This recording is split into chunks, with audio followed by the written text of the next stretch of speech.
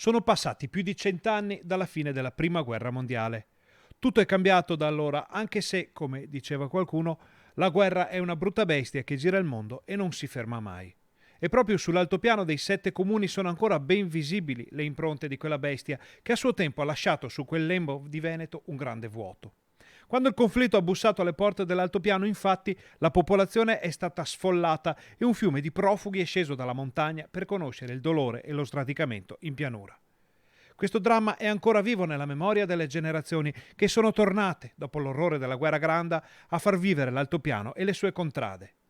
Per tanti anni questo dolore è rimasto, per così dire, privato nelle case e nei cuori dei figli e dei nipoti di quei profughi. Poi è successo qualcosa.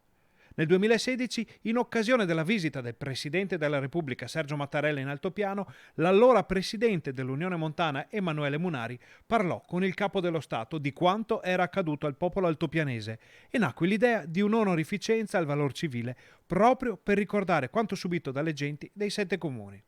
Ora questa ipotesi è realtà e il percorso può iniziare con le delibere dei vari municipi favorevoli al conferimento dell'onorificenza.